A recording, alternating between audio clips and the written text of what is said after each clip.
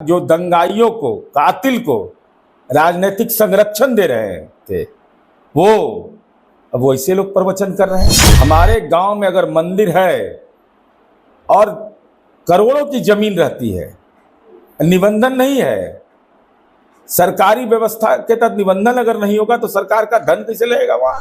कितना वक्फ बोर्ड ने करवाया, तो नीतीश कुमार जी की सरकार को क्यों निर्णय लेना पड़ता है? जी, आखिर वक्फ बोर्ड में जब चेंजिंग हुआ है, कानून बदला गया है, तो सिर्फ भारत, विदेशों में जो बड़े बड़े मुस्लिम देश हैं वहां पे वक्फ बोर्ड सरकार के ही अंदर में है और सब कुछ सही तरीके से चलता है। भारत में इसमें बवाल क्यों मच जाता है? लालू जी का तो अपना जलवा है। 43 बीघा 12 कट्ठा 16 दूर पटना में जमीन 468 करोड़ का, इसीलिए बना के आपको दिए। आप हैं निष्कर्ष भारत के साथ और मैं हूं मनोज चतुर्वेदी। वक्फ बिल को लेकर तमाम भ्रांतियां जो हैं तमाम मुस्लिम संगठनों से लेके और विपक्ष के नेताओं के द्वारा फैलाई जा रही है, लेकिन बिल के अंदर का जो प्रारूप अब देखने को मिल रहा है उसमें ये निश्चित तौर पर देखा जा रहा है कि जो दबे कुचले मुस्लिम संप्रदाय के लोग हैं उनके लिए काफ़ी कुछ उसमें लाया गया है। और इसी पर हम बात करेंगे, आखिर जदयू में तमाम जो मुस्लिम नेता हैं क्यों नाराज हैं। मुस्लिम पर्सनल लॉ बोर्ड जो है वो सड़कों पे उतरने की बात कर रहा है। नीरज जी, पहले तो जदयू में तमाम जो मुस्लिम नेता हैं क्यों नाराजगी व्यक्त कर रहे हैं? हमको तो नहीं ऐसा लगता है। जिनके बारे में नेशनल न्यूज चलाया गया वो बेचारे 18 मार्च को ही भागलपुर के दंगा कराने वाली जो पार्टी है उसका सदस्यता ग्रहण लगता है कर लिए थे। और हमारी पार्टी के प्रत्याशी कब रहे हैं? ढाका से कहाँ रहे हैं? क्या हमारी पार्टी के खालिद अनवर ने पार्टी छोड़ दिया? क्या हमारे पार्टी के एमएलए जो है मुस्लिम समुदाय के वो लोग अलग हो गए? ये सब तात्कालिक रूप से भ्रम पैदा करने की कोशिश वैसे लोग कर रहे हैं जिनका सेकुलरिज्म के नाम पर चेहरा दोहरा चरित्र रहा है, जिन्होंने मुसलमानों की जमीन लिखवाई है, जो दंगाइयों को, कातिल को राजनीतिक संरक्षण दे रहे थे, वो अब वैसे लोग प्रवचन कर रहे हैं। जो अपने पिता की बात को बेटा काट रहा हो, उस सेकुलरिज्म की परिभाषा पढ़ा रहा है। अरे सेकुलरिज्म की परिभाषा तो नीतीश कुमार जी ने तय कर दिया कि हमारे गांव में अगर मंदिर है और करोड़ों की जमीन रहती है, निबंधन नहीं है, सरकारी व्यवस्था के तहत निबंधन अगर नहीं होगा तो सरकार का धन कैसे लगेगा वहां? तो वक्फ बोर्ड की जमीन किस लिए दी जाती थी? वक्फ का वह दिया जाता था कि समाज के गरीब तबकों की सेवा के लिए, उनके तालीम के लिए, उनके स्वास्थ्य के लिए, उनके जीवन स्तर के लिए। तो हमको जरा बताइए तो मंदिर में जितना है बिहार में, कितना लोग मंदिर में अपना पैसा लगा करके उस मंदिर की आमदनी से कब मंदिर की घेराबंदी करवाए हैं? कितने लोगों ने करवाया? चंद अपवाद होगा। कितने कब्रिस्तान की घेराबंदी लालू जी, आप सेकुलरिज्म के बाहक है, करवाया था आपने? कितना वक्फ बोर्ड ने करवाया? तो नीतीश कुमार जी की सरकार को क्यों निर्णय लेना पड़ता है? कितने आपने अल्पसंख्यक विद्यालय बनाए? मदरसा शिक्षकों को तो लाठी से पीट देते थे। नीतीश कुमार जी ने संस्कृत विद्यालय को भी अनुदान दिया, अब मदरसा को भी अनुदान दिया। नीतीश कुमार जी ने इसकी चिंता कभी की नहीं। हमारा तो काम बोलता है, लेकिन वक्फ बोर्ड पर जो तरह तरह की भ्रांतियां हैं वह निश्चित रूप से विचार करने योग्य है। अब मैं हिंदू धार्मिक न्यास बोर्ड का सदस्य रहा हूं, उसके प्रोविजन में साफ साफ है कि कोई आईएएस की नौकरी कर चुका हो, बीपीएससी की नौकरी कर चुका हो, वह उसका मेंबर होगा। तो किस बात के लिए होगा? एडमिनिस्ट्रेटिव काम के लिए होगा।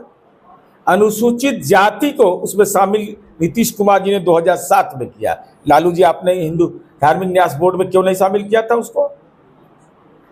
शेड्यूल कास्ट के लोग क्या राजनीतिक अछूत थे आपके लिए? हिंदू मंदिरों में न्यास बोर्ड जो निबंधन करता है वहां एससी का पद तो हमने तय किया। नीरज जी, आखिर वक्फ बोर्ड में जब चेंजिंग हुआ है, कानून बदला गया है, तो सिर्फ भारत, विदेशों में जो बड़े बड़े मुस्लिम देश हैं वहां पे वक्फ बोर्ड सरकार के ही अंदर में है और सब कुछ सही तरीके से चलता है। भारत में इसमें बवाल क्यों मच जाता है? ये कंफ्यूजन फैलाया जाता है। देखिए, मुसलमानों की स्थिति सच्चर कमीशन ने बताया कि दलितों से बदतर है। भाई, आज जनसंख्या के लिए क्या क्या कहा जाता था कि मुस्लिम जिम्मेवार है, और बिहार NFHS की रिपोर्ट देख लिया, और नागालैंड के बाद बिहार है जिसने एजुकेशनल एम्पावरमेंट किया, तो मुस्लिम समुदाय का जनसंख्या नियंत्रित हो गया। ये तो एक फैलाया जाता है भ्रम। इसीलिए हम लोगों ने तय किया है कि जो लोग उन्माद की खेती करेंगे इस पर, उनके किए गए पाप एक तरफ, और दूसरे तरफ नीतीश कुमार जी का काम और वक्फ बोर्ड से कैसे मिलेगा लोगों को न्याय, और कैसे उस सरकार के वो सब वक्फ बोर्ड की संपत्ति हो या धार्मिक न्यास बोर्ड का, उसको भी अपलोड कर रहे हैं हम लोग, जमीन का, मठ का, मंदिर का। और किसके मंत्री हैं? वो तो बीजेपी के मंत्री हैं। तो कहाँ विरोध किया उन्होंने? संजय सरावगी जी ने कहा कि नहीं, सबको पोर्टल पर अपलोड करेंगे। पूरे देश में 8,72,000 संपत्ति है वक्फ के पास, जिसमें रजिस्टर्ड जो है मात्र 1,01,088 ही है, यानी कि कागजात वक्फ बोर्ड के पास नहीं है। देखिए, ये तो ये संपत्तियां सरकार के पास आ गई? नहीं, ये ऐसा प्रोविजन नहीं है।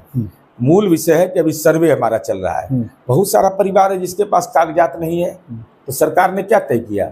ये वक्त की बात हो रही है। वक्त भी इसी बिहार में है ना, तो स्टेट गवर्नमेंट कस्टोडियन है ना उसका, तो स्टेट गवर्नमेंट की जिम्मेवारी बनेगी ना, हम कैसे उसको करेंगे। तो अभी सर्वे में बहुत सारे हिंदू लोग हैं जिनका जमीन में मान लीजिए कि जमाबंदी का कागज नहीं है, उनका खतियान नहीं है। तो हम लोगों ने क्या कहा कि जो भी कागजात है उसको अपलोड करिए आप, सरकार की जिम्मेवारी है और संबद्ध कागजात को खोजना, समाज में तनाव नहीं फैले। अगर वक्फ की ऐसी संपत्ति जो वर्षों से दरगाह के रूप में है, वो कब्रिस्तान के रूप में है, तो वो तो चिन्हित है ना, समाज चिन्हित करता है, और उसका वैज्ञानिक तरीका, कानूनी विधिक सलाह लेकर के सरकार तय कर सकती है, वो अधिकार है हमारा। इस कानून में सरकार को अब ये कानून में और भी ये बदलाव हुआ है कि अब वक्फ बोर्ड में लोकल नगर पालिका और पंचायत के निर्वाचित सदस्य भी शामिल किए गए। इस पर भी आपत्ति मुस्लिम समाज की और मुस्लिम के बड़े नेताओं को? ऐसे ही कोई आपत्ति है? अब तो बता रहे हैं कि अभी हाई कोर्ट का जजमेंट 2022 में आया है, हिंदू मंदिरों के बारे में आया है कि कहीं भी अंचलाधिकारी आम सभा की अध्यक्षता करेंगे, जो कमेटी बनेगी, और अंचलाधिकारी या जो उनके समकक्ष पदाधिकारी वो हिंदू धार्मिक न्यास बोर्ड के अध्यक्ष रहेंगे। ये हाईकोर्ट का डिसीजन है। अरे भाई, प्रशासन के लोग वहां सहयोग के लिए जाएंगे ना। अब अतिक्रमण हो जाएगा, तो अतिक्रमण को वक्फ बोर्ड कैसे दूर करा पाएगा? अगर सीओ रहेगा तो उसकी रिस्पॉन्सिबिलिटी रहेगी, एसडीओ रहेगा तो उसकी रिस्पॉन्सिबिलिटी रहेगी कि आप इसको हटवाइए, आपकी जिम्मेवारी है, आप मदद करिए इनकी। तो मदद के लिए वो लोग हैं। अब यह समझ, चूंकि समाज के एक ऐसा तबका है जिन्होंने मठ की जमीन को लूटा, वक्फ की जमीन को लूटा, वैसे लोग आज खड़े हैं। और दूसरी तरफ जनता खड़ी है जो उम्मीद लगाए बैठी है कि हमारे पुरखों ने दान किया था हमारे लिए, हमको उसका हक मिलना चाहिए। नीतीश कुमार को गिरगिट के जैसा रंग बदलते हैं, ट्वीट हो रहा है। राजनीतिक टिटहरी है लालू यादव, मथुरे पर पेशाब कर देते हैं। तो मुसलमान भी तो नीतीश जी से नाराज हो रहे हैं। कहाँ कोई नाराज है? कहाँ कोई नाराज है? साथ छोड़ दिए वक्फ बोर्ड में। कौन? नीतीश जी। कौन? किसका साथ छोड़ दिया? वक्फ बोर्ड के, मैंने मुसलमानों का। सारे मुसलमान की नुमाइंदगी वही वक्फ बोर्ड कर रहा है, और जो वक्फ विकास बोर्ड बना है उसमें कुछ नहीं है। खालिद अनवर पार्टी छोड़ दिए, बलियावी साहब पार्टी छोड़ दिए, काहे नहीं अब्दुल बारी सिद्दीकी को बना देते हैं? तेजो प्रताप से जूनियर है वो, 2015 में उनके बाद शपथ कराया उनका। मैंने तेज प्रताप, तेजस्वी के बाद तेज प्रताप बैठते हैं, अगर बाद बैठते थे विधानसभा में सिद्दीकी साहब। अरे संस्कार पहले बनाइए। राजनीति के टिटहरी इसलिए हम कहते हैं कि अल्पसंख्यकों की भावना का इस्तेमाल किया, अब मौका मिला तो उसका भी जमीन बर बयाना करवा लिए। तो जब अब तो आप लोग कह रहे हैं कि 2010 में आप ही ने कहा था कि भाई वक्फ बोर्ड की प्रॉपर्टी, जो वक्फ में कानून में संशोधन होना चाहिए, तो हमने आपकी बात को इम्प्लीमेंट कर दिया। तो तेजस्वी जी से पूछिए कि पापा और डैडी आपके अगर बीमार हैं तो जलील मत करिए। अरे पापा बेचारे अंदर से भी ट्वीट कर रहे हैं, बेटा के लिए चिंतित रहते हैं, चल देते हैं कहीं भी कि बेटा के कैसों लपेट लपाट के बना दें, लेकिन संभावना तो बिहार में रहता नहीं है। तो पापा, आपके पापा ने क्या कहा है 2010 में, तो पापा को ज्ञान ज़्यादा कि बेटा को ज़्यादा ज्ञान, इतना होना चाहिए कि पापा की डिग्री ज़्यादा है, वो बीए हैं, एलएलबी हैं, कन्विक्टेड हैं, वो अलग बात है।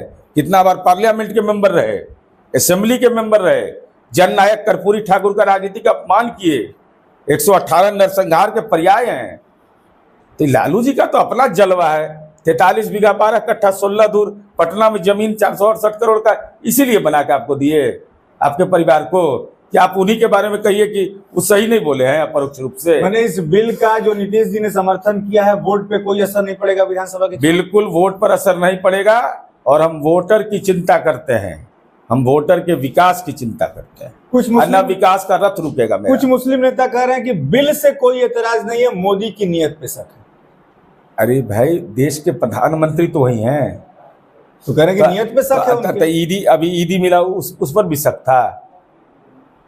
ये सवाल नहीं है। देखिए, देश संविधान से चलेगा, और मुसलमान को इस हिंदुस्तान का नागरिक है, इस देश की आजादी की लड़ाई में उनका योगदान है, उनके पूर्वजों ने वक्फ में संपत्ति दी है, कोई नकार नहीं सकता है। कि भाई हिंदू मठ मंदिर में भी मुसलमानों की एंट्री कराई, जैसे आप इसमें 2 को करा रहे हैं। अरे भाई, मैं बता तो रहा हूं, अनुसूचित जाति का नहीं था।